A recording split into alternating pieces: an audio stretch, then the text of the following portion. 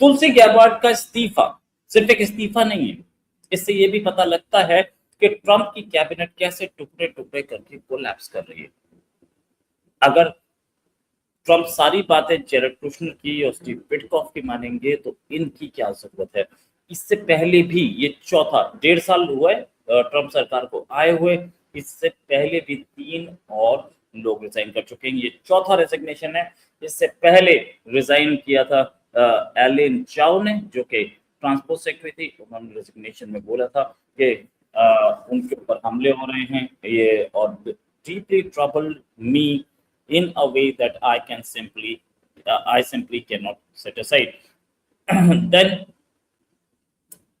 Pastry DeVos education secretary, उन्होंने resign किया था। टर्निंग पॉइंट उनके लिए आज ऐसा उन्होंने बोला, turning point came a turning point.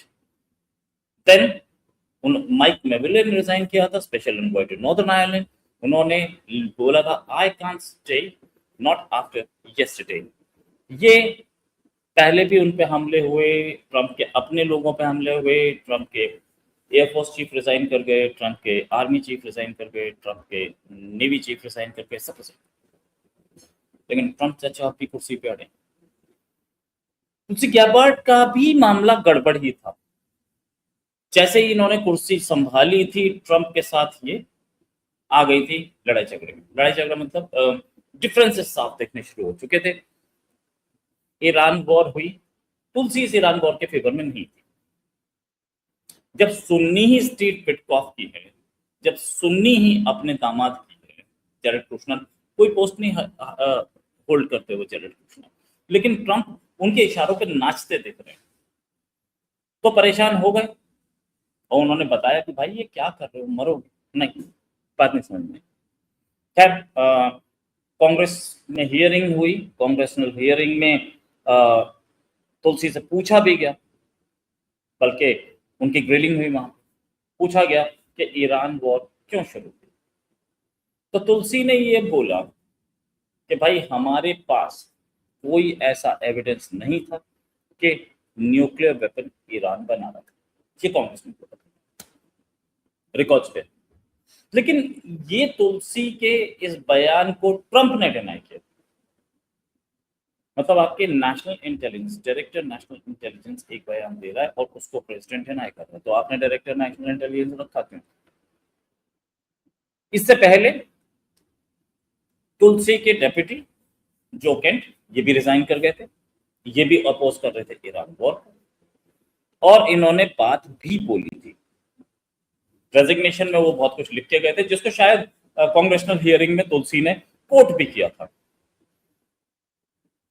इन सारे कांड के बाद तुलसी को सैक करने की बात भी कई बार की गई। ट्रंप ने अपनी कैबिनेट मीटिंग्स में भी बोला, कई जगह बोला। उसके बाद तुलसी गैबार्ड रुक नहीं सकते थे। तुलसी गैबार्ड काफी दिन खींच गई इस चीज को, बड़ी चीज थी। अब आके चलना, क्योंकि कांग्रेसनल हियरिंग है, अब आके कांग्रेस के सामने फिर से हियरिंग आएगी, और बिल्कुल इराक वॉर टाइप सिचुएशन है, जहां बोला ये जा रहा है कि उसके पास न्यूक्लियर वेपन्स हैं और वो बोलता है न्यूक्लियर वेपन्स नहीं है। आपकी नेशनल सिक्योरिटी की चीफ जो है वो बोल रही हैं, नेशनल इंटेलिजेंस की चीफ बोल रही हैं कि कोई उसके पास न्यूक्लियर वेपन्स नहीं है। ये बोल रहा है कोई न्यूक्लियर वेपन्स नहीं है। यहाँ जेल जाने की नौबत है। कांग्रेस के सामने झूठ बोलना जेल जाने की नौबत है। और ट्रंप आप पोस्ट करते कि वो आप जाके वहां झूठ बोलिए, या ये झूठ नहीं बोलती तो सैक होना पक्का था, क्योंकि ट्रंप ने इन लोगों के कहने पे बड़ा गेम खेला। मार्को रूबियो भी इस वॉर से बहुत बचना चाहते। टकर कार्लसन बिल्कुल खिलाफ हो चुके। मार्को रूबियो एक ऐसे टाइम पे जब बातचीत चल रही है, वहां पर ईरान पहुंचा हुआ है, कतर का डेलीगेशन, और साथ में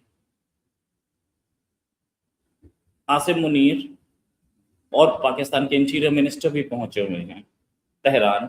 बातचीत एडवांस स्टेज पे है, हो सकता है जल्दी ही कुछ हो भी जाए। ट्रंप की तरफ से धमकियां आ रही हैं कि हम वॉर को कंटिन्यू करेंगे। और ऐसे टाइम पे मार्को रूबियो इंडिया लैंड कर गए। मार्को रूबियो इंडिया आ रहा है, बड़ा सीरियस इशू नहीं है। इन सारी चीजों को छोड़ के इंडिया से खैर पाकिस्तान जाना बहुत ज्यादा बड़ी प्रॉब्लम नहीं होगा, मार्को रूबियो जा सकते हैं। लेकिन अपने कंट्री में इतने सारे हंगामे चल रहे हैं और मार्को रूबियो इंडिया आ रहे हैं, खैर क्वाड की मीटिंग में आ रहे हैं, नो डाउट अबाउट इट। फिर भी मतलब कहीं ट्रंप की कैबिनेट एक ऐसी कैबिनेट जिसे बोलते हैं ना अंधेर नगरी चौपट राजा, वो हो चुका है। एक शिप हो चुका है जो डूबता हुआ दिख रहा है। ट्रंप की कैबिनेट से लोग भाग रहे हैं। खबर ये भी है कि जल्दी ही जो सीआईए चीफ हैं काश पटेल, उनकी भी रवानगी हो सकती है। ट्रंप इस चीज में बड़े एक्सपर्ट हैं, लोगों को चेंज करने में। इन्होंने अपनी पिछली वाली उस कैबिनेट में भी कईयों को निकाला था, लेकिन इस कैबिनेट में वो लोग बैठे थे जो एक अच्छी टीम माने जाते थे। तुलसी गैबार्ड भी या कोई भी अच्छी टीम माने जाते थे। ट्रंप सबको घर भेजते जा रहे हैं, क्यों?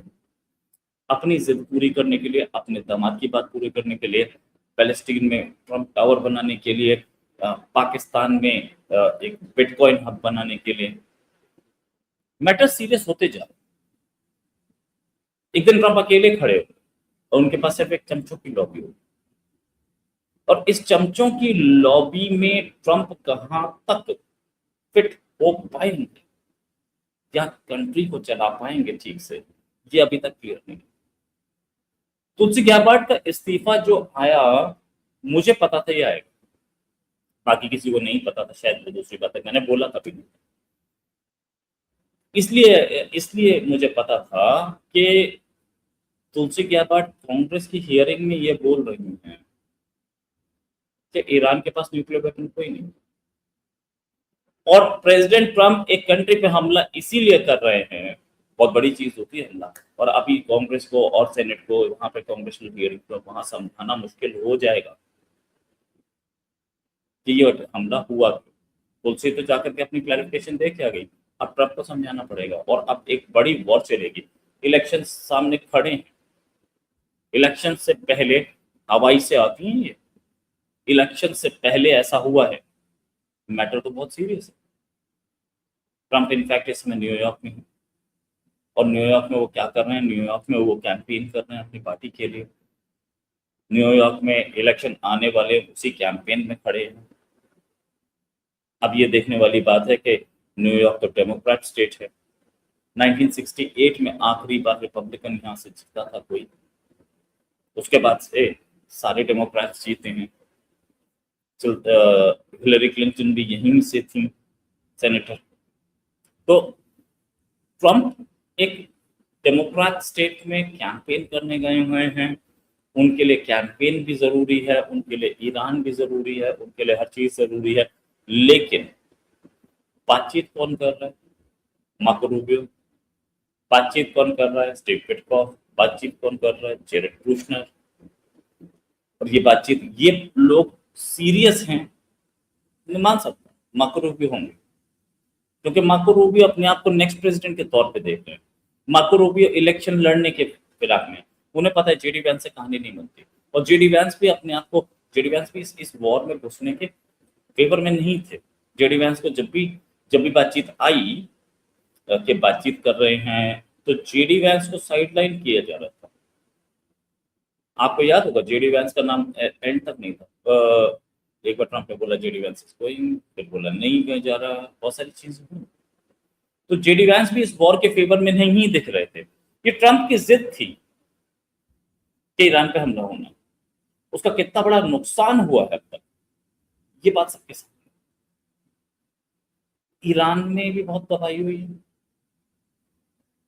और मिडल ईस्ट में भी बहुत तबाही हुई है, इसराइल में भी हुई है, और इस पूरे की जिम्मेदारी ट्रंप के ऊपर जाती है।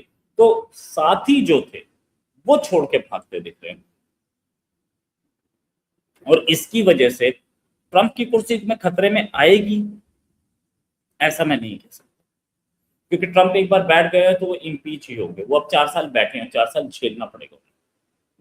मतलब अब तो 2.5 साल बचा है, लेकिन झेलना पड़ेगा। बट इसके बाद ट्रंप की क्या हालत होगी वो देखना है, और इनकी पार्टी की क्या हालत है। इनकी पार्टी का कैंडिडेट जीतना बड़ा मुश्किल हो जाएगा, और साथ में जेडी वैंस के लिए भी चांसेस बहुत कम होंगे कि जेडी वैंस वापस आ जाए,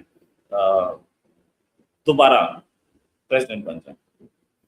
क्यों जेडी वैंस सॉरी प्रेसिडेंट बन जाए, दोबारा नहीं, जेडी वैंस प्रेसिडेंट बन जाए, क्योंकि जेडी वैंस को इनके साथ ही काउंट किया जाएगा ज्यादा भी। तो मामला गड़बड़ है। मार्को रूबियो अपने प्रेसिडेंशियल एम्बिशंस लेके घूम रहे हैं, और वो बहुत सोच समझ के गेम खेल रहे हैं, बहुत सोच समझ के गेम खेल रहे हैं। वो पीस की बातें ज्यादा कर रहे हैं, हमले की कम। इसी के साथ एक और खबर के साथ फिर हाजिर होंगे। अभी के लिए नमस्कार, धन्यवाद, जय हिंद।